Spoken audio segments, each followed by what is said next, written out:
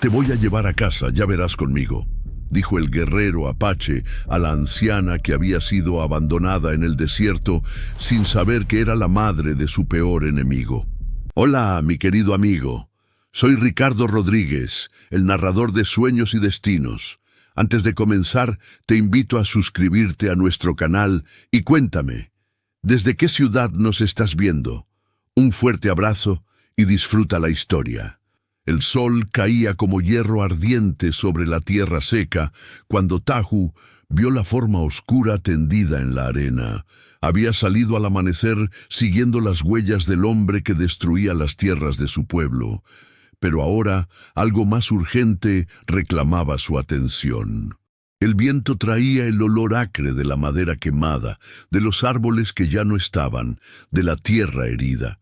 Su caballo relinchó suavemente y se detuvo, las orejas alertas. Tahu apretó las riendas y se acercó con cautela a la forma inmóvil que parecía una roca caída del cielo. Era una mujer, estaba tendida de lado. El vestido, que una vez había sido azul, ahora rasgado y sucio de tierra rojiza. Su cabello gris se extendía como hilos de plata sobre la arena y sus labios estaban agrietados y blancos como huesos viejos. Las manos extendidas hacia adelante tenían las uñas rotas y tierra metida debajo, como si hubiera tratado de cavar su propio refugio. Tahu desmontó y se arrodilló junto a ella, sintiendo cómo el calor de la arena le quemaba las rodillas a través del pantalón. Puso la oreja cerca de su boca y sintió un aliento débil, apenas un susurro que venía y se iba como las olas más pequeñas del mar. Algo se movió dentro de su pecho, algo que no había sentido en mucho tiempo. Era como si el niño que había sido, el que se quedó huérfano de madre a los 5 años, despertara de repente del sueño largo donde había estado escondido. El mismo vacío que había cargado toda su vida, el hueco en el centro del pecho que nunca se llenó completamente, se agitó como un animal que reconoce algo familiar. Sin pensar, sin dudar, levantó a la mujer en sus brazos. Era liviana como un pájaro herido, como si la vida se le hubiera escapado por los poros, dejándola casi vacía. Su cabeza se recostó contra el hombro de Tahu, y él sintió la respiración lenta y trabajosa contra su cuello. Buscó su cantimplora con cuidado de no dejarla caer y humedeció sus labios resecos con paciencia, dejando que unas gotas cayeran en su boca entreabierta. Ella no reaccionó, pero tampoco se resistió. Su cuerpo se relajó contra el de él, como si reconociera que por fin estaba a salvo. La colocó sobre su caballo con cuidado, sosteniendo su cuerpo contra el suyo para que no cayera. El animal pareció entender la urgencia y la delicadeza del momento y caminó con pasos suaves y medidos hacia el refugio que Tahu conocía desde niño. Una cueva pequeña entre las rocas rojas donde solía descansar en sus viajes largos. El lugar era fresco y silencioso, protegido del sol por las paredes de piedra que habían estado ahí desde antes de que su pueblo tuviera memoria. Tahu extendió su manta más suave en el suelo de piedra y recostó a la mujer sobre ella con el cuidado que habría puesto al manejar algo sagrado. Durante las siguientes horas, mientras el sol se movía lentamente por el cielo, le dio agua gota a gota, sosteniendo su cabeza para que no se ahogara. Humedeció su frente con un trapo mojado, limpió la tierra de sus manos y su cara y esperó con la paciencia que había aprendido cazando, observando cada respiración como si fuera un tesoro pequeño que no debía perderse. Cuando el sol empezaba a esconderse detrás de las montañas, pintando el cielo de colores naranja y rosa que se reflejaban en las paredes de la cueva, ella abrió los ojos. Los tenía del color de la tierra después de la lluvia, oscuros y profundos, como pozos antiguos. Lo miraron sin miedo, como si hubiera estado esperando encontrarse con él toda su vida, como si supiera que él vendría. «Agua», murmuró con voz ronca que sonaba como hojas secas rozándose. Taú acercó la cantimplora a sus labios y la dejó beber despacio, controlando el flujo para que no se atragantara. Después buscó en su morral y encontró un pedazo de carne seca. La ablandó con agua, masticándola él mismo primero para hacerla más suave, y se la ofreció pedacito por pedacito. Ella comió en silencio, mirándolo todo el tiempo con esos ojos que parecían guardar historias largas. «¿Cómo te llamas?», preguntó Taú en español, aunque también sabía algunas palabras en inglés que había aprendido de comerciantes. «Estela», respondió ella, y su voz sonaba como el viento entre las hojas secas, suave pero cargada de memoria. Taú asintió. Se quedó sentado frente a ella, con las piernas cruzadas como le había enseñado su abuelo cuando necesitaba paciencia, vigilando que respirara bien, que no volviera a desmayarse. Cuando la noche cayó completamente y las estrellas empezaron a brillar como granos de sal esparcidos en terciopelo negro, encendió un fuego pequeño cerca de la entrada de la cueva. Las llamas bailaron entre los leños secos, llenando el espacio de luz dorada que hacía que las paredes parecieran vivas, respirando. El olor del humo se mezcló con el aire fresco de la noche y por primera vez en muchos días, Taú sintió algo parecido a la paz.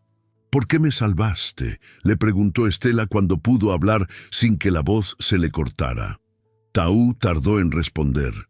Miró las llamas que bailaban entre los leños, recordando las palabras que su abuelo le había repetido desde niño.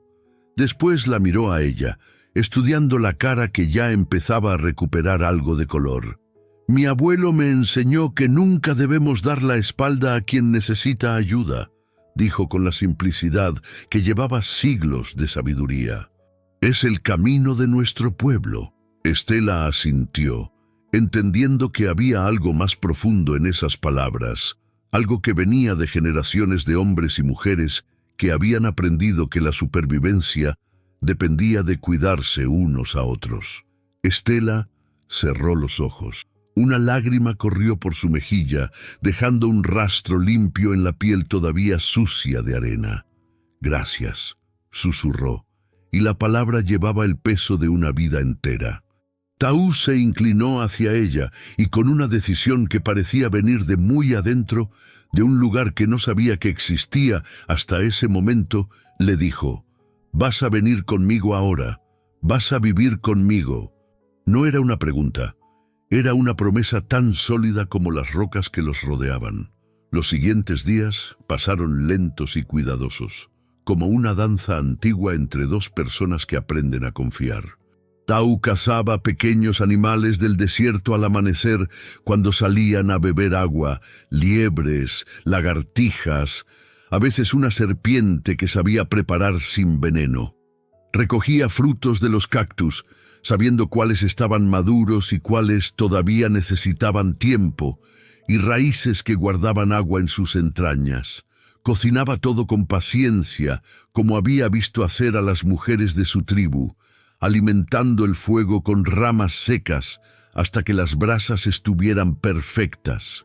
La carne la asaba despacio, volteándola hasta que estuviera tierna, y los frutos los ablandaba en agua tibia hasta que Estela pudiera masticarlos sin dolor. Cada comida la alimentaba como si fuera una ceremonia.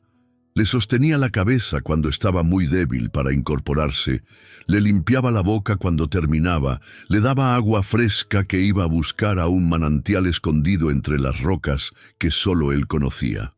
Estela recuperaba las fuerzas poco a poco, como una flor que vuelve a la vida después de una sequía larga. Sus mejillas empezaron a tener color otra vez, sus manos dejaron de temblar tanto, y pudo sentarse sin ayuda para comer. Pero había algo en sus ojos que permanecía apagado, como una vela que se ha quedado sin cera, como si una parte de ella hubiera muerto en el desierto y aún no hubiera decidido si quería volver a vivir. Una noche, mientras el fuego crepitaba entre ellos llenando el silencio con su música antigua, Estela comenzó a hablar. Su voz salía despacio, como si cada palabra fuera un esfuerzo que tenía que decidir si valía la pena. Tenía una casa, dijo, mirando las llamas como si pudiera ver algo en ellas que Tau no veía. Una casa grande con un jardín donde crecían flores rojas que mi esposo trajo de México cuando nos casamos. Rosas que florecían 2 veces al año y llenaban toda la casa de perfume. Tau escuchaba en silencio, alimentando el fuego con ramas pequeñas para que no se apagara, pero tampoco creciera demasiado. Él murió hace 2 años. El corazón se le paró una mañana mientras desayunábamos. No hubo tiempo ni para despedirse. Su voz se quebró un poco, pero siguió hablando. Me dejó todo: la casa, las tierras, el dinero que había ahorrado trabajando desde antes de que nos conociéramos. Pensé que mis hijos me cuidarían como yo los había cuidado a ellos. Pensé que podía confiar en ellos más que en nadie en el mundo. Sus palabras se cortaron como si hubiera llegado a un lugar en la memoria donde no quería entrar. Tau esperó, sabiendo que hay silencios que hay que respetar como se respeta el sueño de los enfermos. Mi hijo mayor se llama Rodrigo. Tiene 30 años y siempre fue el más inteligente de mis 2 hijos, el que sabía convencer a la gente, el que tenía planes grandes. Estela levantó las manos y las miró como si no las reconociera. Vino a casa hace unas semanas con un papel lleno de palabras difíciles. Dijo que era para proteger la herencia, para que nadie nos la quitara si había problemas legales con algún vecino envidioso. La voz de Estela se volvió más débil, como si estuviera quedándose sin aire. Yo firmé. No sabía leer bien lo que decía, solo algunas palabras sueltas, pero era mi hijo. El niño que había cuidado cuando tenía fiebre, al que había enseñado a rezar, al que había perdonado todas las travesuras. Se tocó la mejilla como si sintiera una bofetada invisible. ¿Por qué iba a desconfiar de él? Tau sintió que algo frío se movía en su estómago, como una culebra que se despierta. ¿Qué pasó después? Esa noche llegaron hombres a mi casa. 4 o 5. No pude contarlos bien porque estaba oscuro y tenía miedo. Entraron sin avisar, rompieron la puerta que mi esposo había hecho con sus propias manos. Estela tembló, aunque el aire estaba tibio. Me arrastraron afuera, me pusieron en una carreta como si fuera un costal de maíz. No entendía qué pasaba, gritaba pidiendo ayuda, pero no había nadie cerca. ¿Tu hijo estaba ahí? Mi hijo estaba ahí. Los dirigía. Las palabras salieron como un suspiro doloroso que había estado guardado en el pecho durante días. No me miraba a los ojos, pero les decía qué hacer. Llévensela lejos, decía, donde nadie la encuentre. Te dijo por qué. Me llevaron hasta aquí durante una tormenta de arena que duró toda la noche. Yo iba en la parte de atrás de la carreta, amarrada, tragando tierra. Los oí hablar cuando pensaron que estaba desmayada. Estela miró a Tau directamente, con una intensidad que lo hizo sentir como si ella pudiera ver dentro de su alma. Dijeron que contarían a todos que me perdí sola en el desierto, que me morí de vieja y confundida. Así nadie haría preguntas sobre las tierras, sobre quién tenía derecho a venderlas. Tau se quedó completamente quieto. El fuego siguió crepitando, pero el sonido le parecía lejano, como si viniera de otro mundo. ¿Dónde están esas tierras?, preguntó, aunque algo dentro de él ya sabía la respuesta. Al norte de Sonora, cerca del río Colorado, donde el agua corre entre los mezquites y los álamos. El corazón de Tau se detuvo por un momento. Conocía esa zona. Conocía el río. Había caminado por esas tierras desde niño, siguiendo a su abuelo en expediciones de caza. Era exactamente donde el hombre misterioso había empezado a cortar árboles, donde las máquinas habían llegado como langostas para devorar todo lo verde. ¿Tu hijo tiene negocio con madera?, preguntó. aunque la respuesta se estaba formando en su mente como una tormenta que se acerca. Estela lo miró con sorpresa, como si él hubiera leído sus pensamientos. Sí, desde que mi esposo murió, Rodrigo empezó a vender la madera de nuestras tierras. Decía que era para pagar deudas que mi esposo había dejado, pero yo sabía que mi esposo no debía nada a nadie. Era un hombre cuidadoso con el dinero. Sus ojos se llenaron de una tristeza nueva. Las tierras tienen muchos árboles, Taú. Robles que han estado ahí desde antes de que llegaran los españoles, mezquites que dan sombra a familias enteras, demasiados árboles para simples deudas. Taú se puso de pie bruscamente, como si algo lo hubiera picado.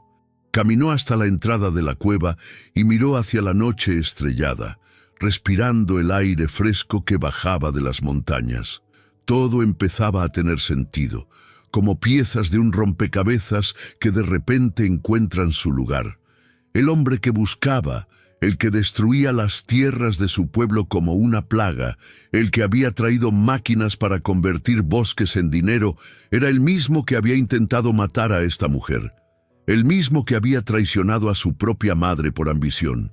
Se dio vuelta y miró a Estela.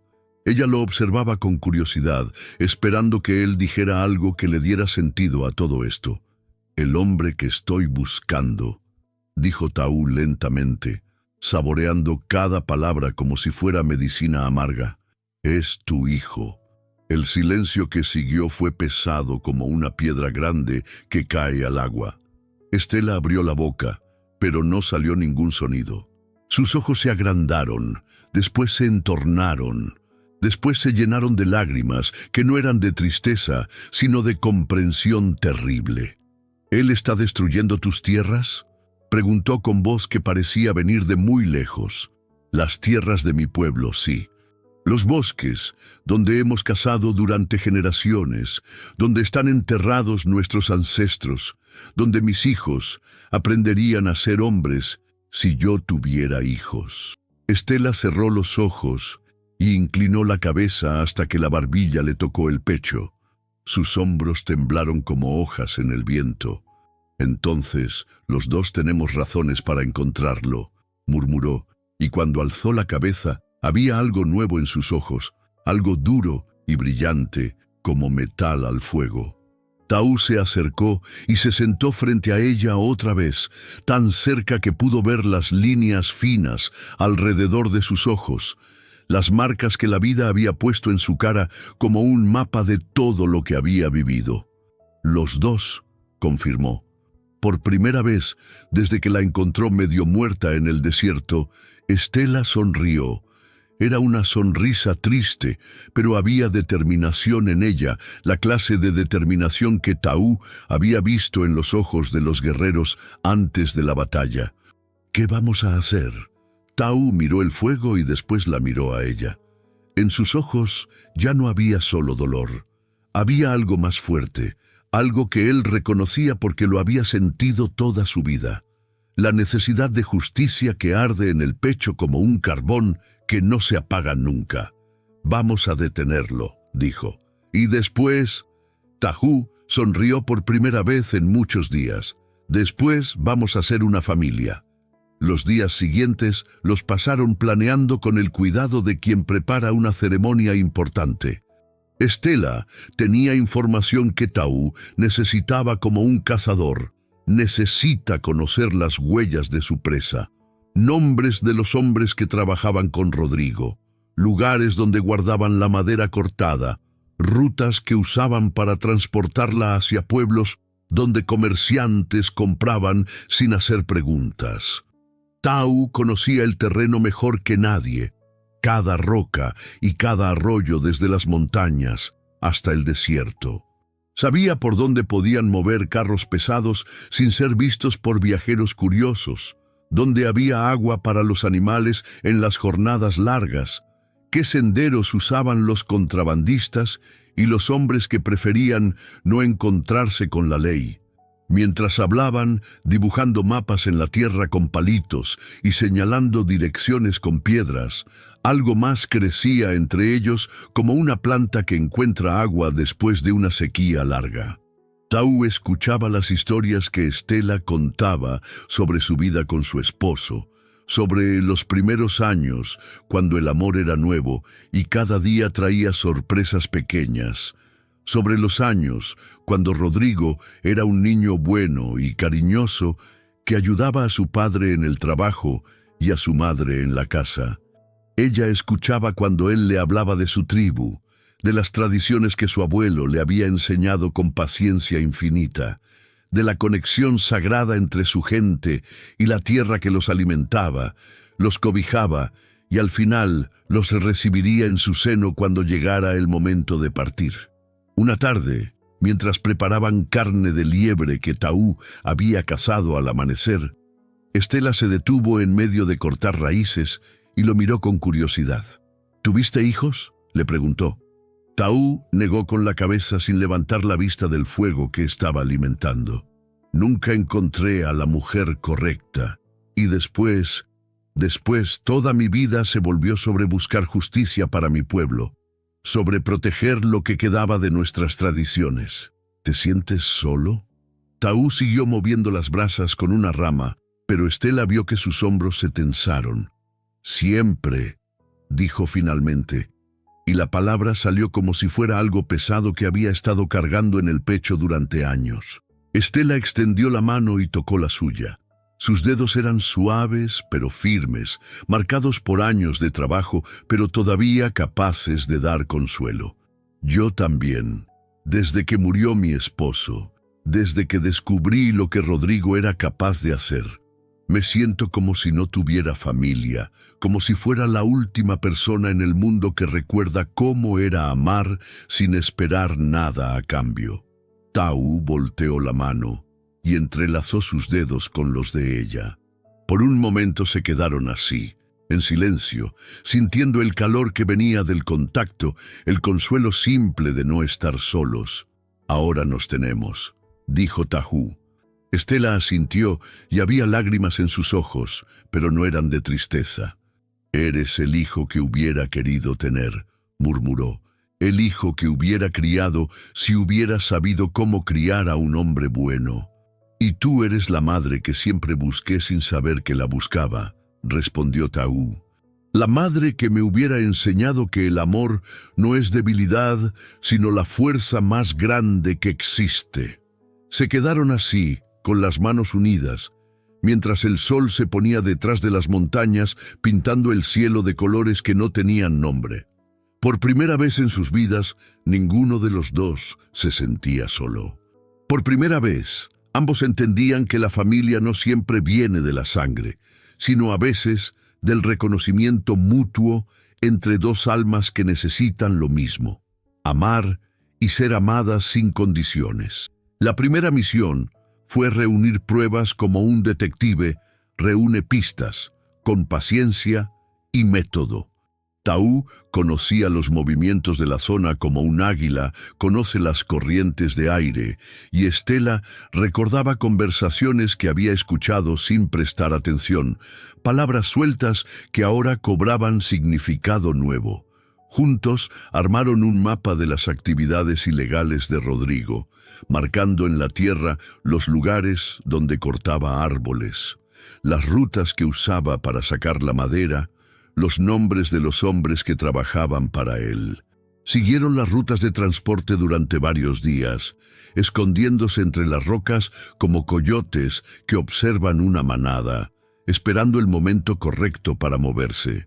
Vieron carretas cargadas de troncos que salían de las tierras que habían pertenecido a Estela, dirigiéndose hacia pueblos donde comerciantes compraban madera sin hacer demasiadas preguntas sobre su origen.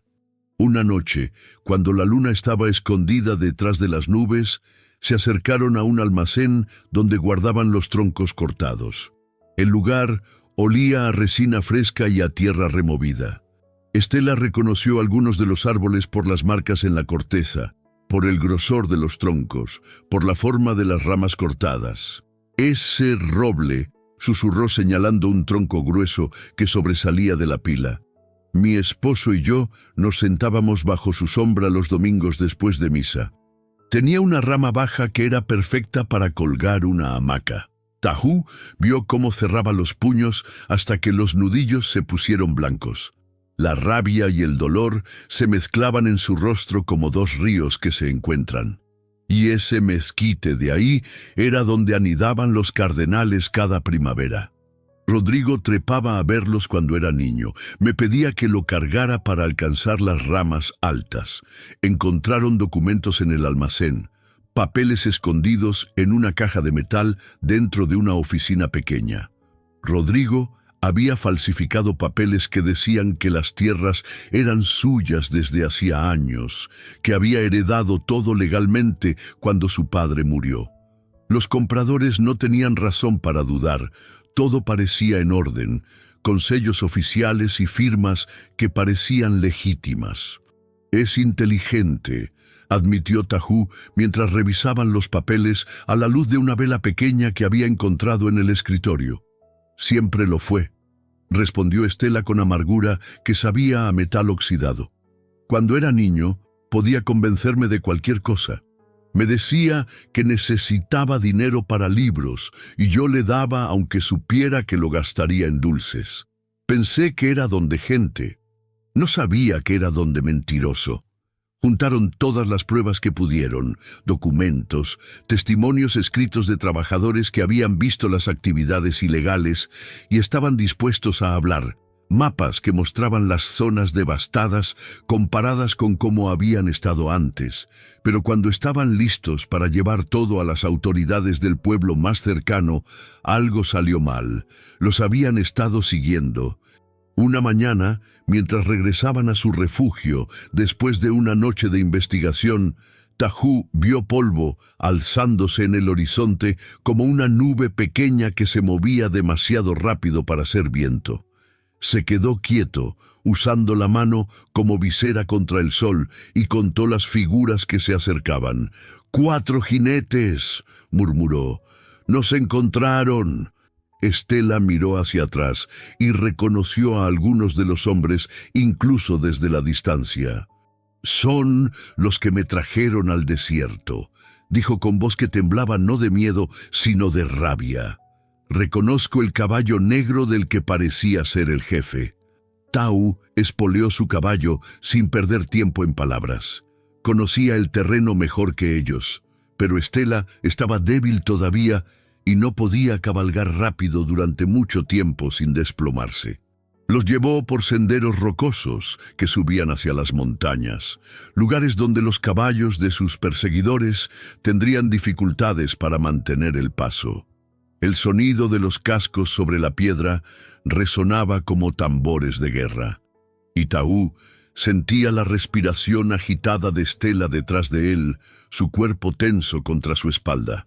«¡Ahí están!», gritó una voz detrás de ellos. «¡No los dejen escapar! El jefe dijo que los trajéramos vivos». Tahú conocía estas montañas desde niño, cada cañón y cada cueva, cada lugar donde un hombre podía esconderse y esperar a que pasara el peligro. Llegaron a un cañón estrecho que se abría como una sonrisa en la cara de la montaña, con cuevas ocultas entre las rocas que parecían solo sombras desde afuera. Guió a Estela hacia una de las cuevas más profundas y cubrió la entrada con ramas y piedras, dejando solo un espacio pequeño por donde podían ver sin ser vistos. Desde adentro oyeron a los jinetes pasar varias veces, sus voces rebotando en las paredes de roca como ecos de rabia. «¡Sabemos que están ahí!», gritaba uno de ellos. «¡No pueden esconderse para siempre! El jefe quiere hablar con ustedes. Dice que puede ser civilizado si ustedes también lo son». Estela temblaba, pero no de miedo. Era de rabia que había estado acumulándose como agua detrás de una presa. «Reconozco esa voz», susurró. «Es Hernández, el capataz de Rodrigo. Fue él quien me amarró las manos cuando me subieron a la carreta». Tahú puso una mano en su hombro para calmarla. «Van a cansarse de buscar. Después seguiremos. Esperaron hasta que el sol se puso completamente y las voces se fueron alejando hacia el valle. Cuando todo estuvo silencioso, salieron de su escondite y continuaron hacia el pueblo donde vivía el juez que Stella conocía, un hombre que había sido amigo de su esposo durante años y en quien confiaba como en un hermano. El juez Morales había sido amigo del esposo de Stella desde que eran jóvenes, desde antes de que cualquiera de los dos se casara o pensara en tener hijos. Cuando los vio llegar a su casa al amanecer, cubiertos de polvo del camino y con las ropas desgarradas por las ramas, casi no pudo creer que Stella estuviera viva. «Dios santo, Stella», murmuró mientras los hacía pasar a su estudio, una habitación llena de libros y papeles donde había resuelto los problemas de la gente del pueblo durante más años de los que quería recordar. «Marta me dijo que te habías perdido en el desierto hace semanas. Toda la gente del pueblo está de luto por ti». «Marta es mi vecina», explicó Stella a Tau. Rodrigo debe haberle contado esa historia para que se corriera la voz. El juez era un hombre mayor, con barba blanca que le llegaba al pecho y ojos cansados que habían visto demasiada maldad humana durante su carrera. Escuchó toda la historia sin interrumpir, asintiendo en los lugares correctos, frunciendo el ceño cuando la traición se hacía más clara. Revisó los documentos que habían reunido con cuidado, usando unos anteojos pequeños que se ponía y se quitaba mientras leía. Movió la cabeza con tristeza que venía de haber visto casos similares antes, aunque nunca tan cerca de casa. «Es terrible», murmuró cuando terminó de leer. «Un hijo que hace esto a su madre. Es algo que no debería existir en el mundo de Dios». «¿Puede arrestarlo?», preguntó Tau. «Con estas pruebas, sí, pero va a negar todo, como hacen todos los que tienen algo que esconder. Va a decir que su madre está senil, que se confunde, que no sabe lo que dice». El juez miró a Stella con compasión que había aprendido en años de ver familias destruidas por la codicia. «Necesito que lo confrontes cara a cara, hija, aquí, en mi presencia, donde pueda ver sus reacciones». Stella asintió, aunque Tau vio que las manos le temblaban como hojas en el viento. «Quiero verlo», dijo con voz firme que ocultaba el dolor que sentía por dentro. «Quiero que sepa que sobreviví. Quiero que entienda que no puede escapar de lo que hizo». El juez mandó a sus hombres por Rodrigo con un mensaje cuidadosamente preparado. Dijeron que era para resolver un asunto legal sobre unas tierras en disputa. Nada más. Nada que pudiera hacer sospechar que era una trampa. Mientras esperaban, Stella y Tau se sentaron en el patio de la casa del juez, un lugar tranquilo con un pozo en el centro y árboles frutales que daban sombra. Había un pozo en el centro y Stella miraba el agua que brillaba en el fondo como una moneda perdida. «¿Tienes miedo?», le preguntó Tau. «No», respondió ella después de pensarlo. «Tengo tristeza». «¿Por qué?». «Porque voy a ver que mi hijo realmente murió. El Rodrigo que yo crié, el niño que cuidé cuando tenía fiebre, el que me abrazaba cuando tenía pesadillas, después de que su padre le contara historias de fantasmas. Ese niño ya no existe». Stella alzó la vista hacia él y Tau vio en sus ojos una resignación dolorosa. «Lo que voy a ver hoy es un extraño que tiene su cara, que habla con su voz, pero que por dentro es alguien que no conozco». Tau entendió. Él había perdido a su madre cuando era pequeño, pero ella había perdido a su hijo aún cuando seguía vivo. No sabía cuál dolor era peor, perder a alguien por muerte o perder a alguien por traición. «No tienes que hacer esto sola», le dijo.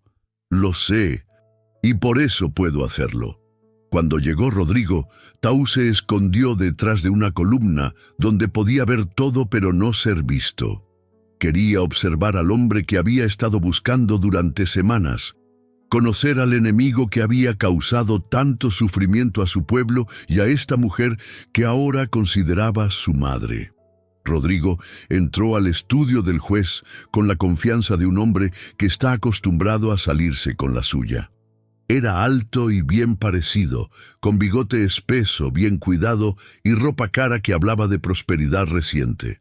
Sus botas brillaban con cera nueva y llevaba un sombrero de ala ancha que le daba sombra a la cara. «Buenos días, don Morales», dijo con voz fuerte que llenaba la habitación. «¿En qué puedo ayudarlo en este día tan hermoso?»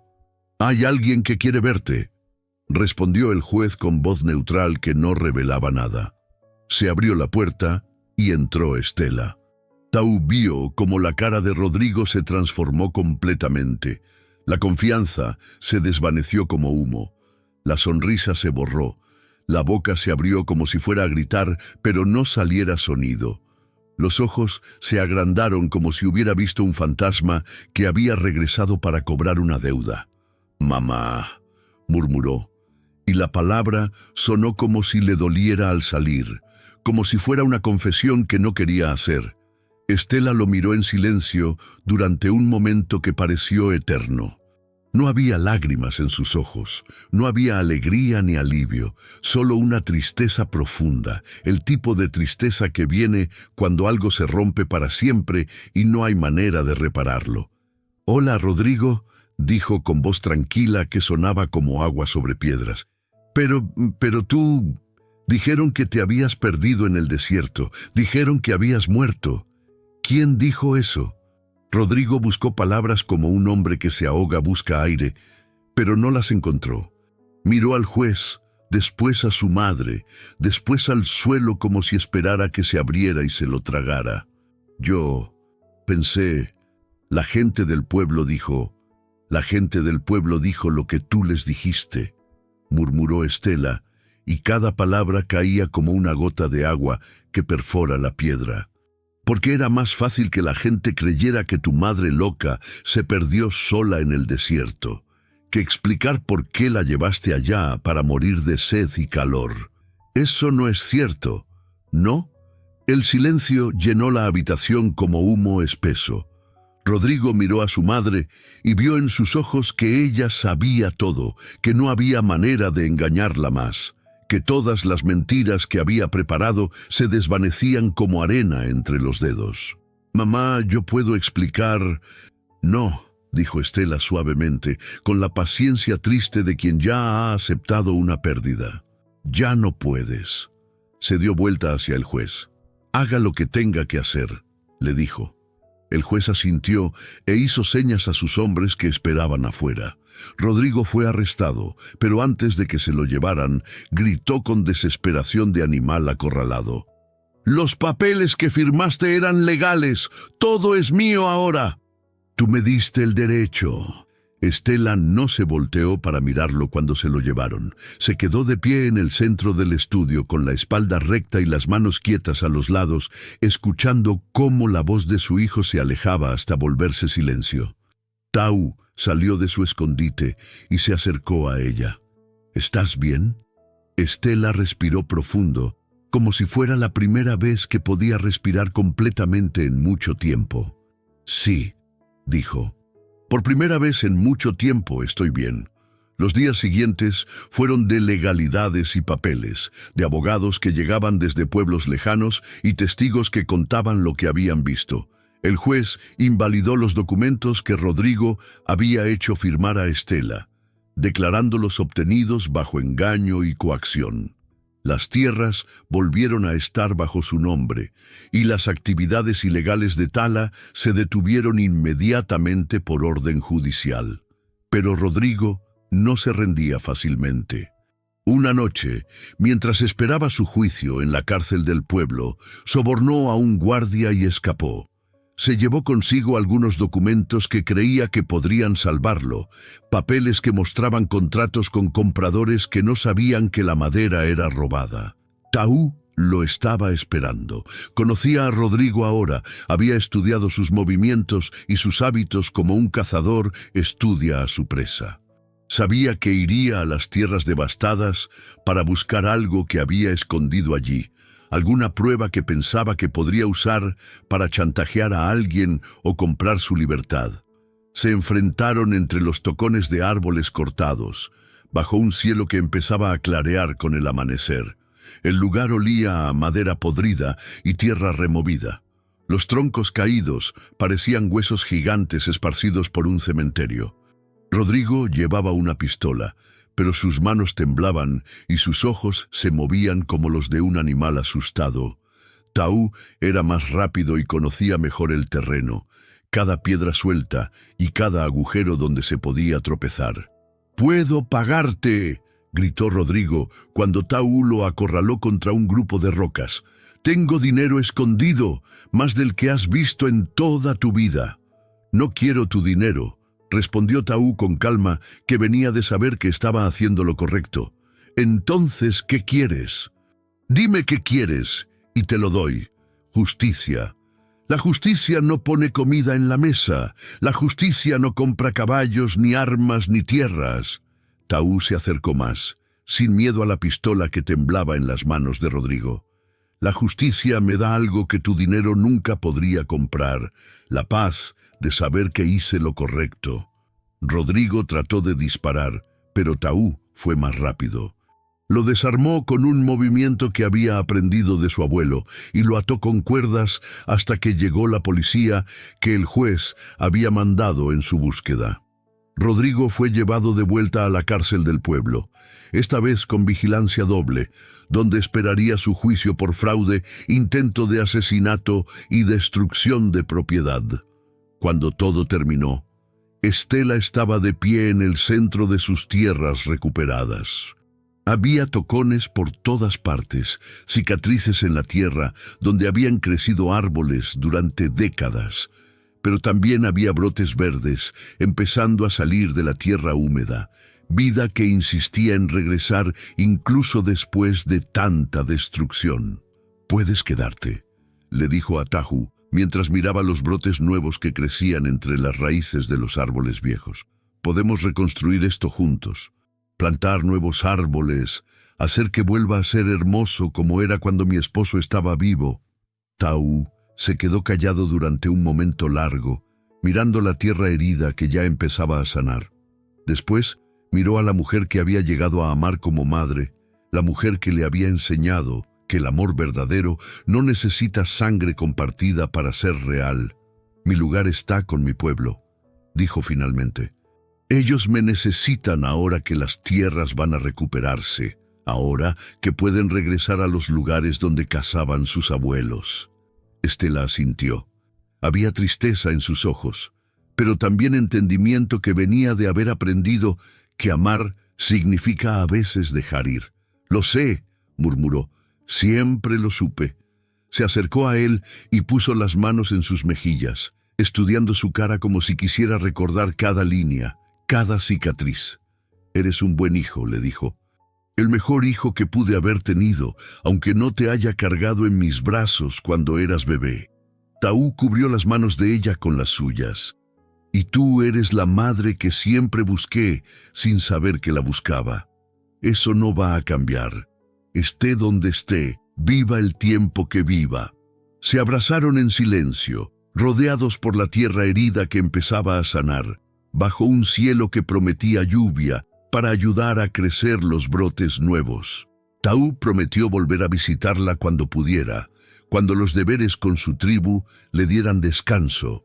Prometió que siempre habría un lugar para ella con su gente si alguna vez se sentía sola o necesitaba cambiar de aire.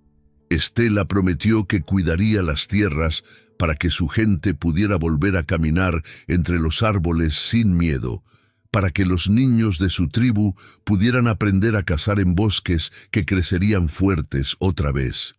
Cuando Tahu se montó en su caballo para regresar a su tribu, llevando consigo las buenas noticias de que el peligro había pasado, Estela no lloró. Se quedó de pie con las manos unidas sobre el pecho, viendo cómo la figura de su hijo adoptivo se alejaba entre la bruma dorada del amanecer. Había perdido a un hijo de su sangre, pero había ganado uno de su corazón. Y en el desierto árido donde todo parecía perdido para siempre, había encontrado que el amor verdadero no conoce fronteras de raza ni de sangre, solo conoce la necesidad profunda que todos los seres humanos tienen de cuidar y ser cuidados. Los árboles volverían a crecer, la justicia había sido hecha, y en dos corazones que se habían encontrado cuando más lo necesitaban, había una certeza que ningún desierto podría secar, ninguna traición podría romper. La familia que se elige es a veces más fuerte que la que se hereda, porque nace del reconocimiento mutuo entre almas que necesitan lo mismo y están dispuestas a darlo todo para conseguirlo. Taú regresó a su pueblo llevando consigo no solo la victoria sobre quien había destruido sus tierras, sino algo más valioso, la memoria de una madre que le había enseñado que el amor puede nacer en los lugares más áridos, cuando dos personas perdidas deciden caminar juntas hacia la luz que ambas habían estado buscando sin saberlo. Y Estela, sola otra vez, pero ya no vacía, comenzó el trabajo lento de plantar semillas en la tierra herida, sabiendo que cada árbol que creciera sería un testimonio del amor que había encontrado y perdido y encontrado otra vez, transformado en algo que duraría más que cualquier vida humana. La certeza de que había sido madre del hijo que merecía, aunque ese hijo llevara sangre diferente y caminara por senderos que ella nunca podría seguir.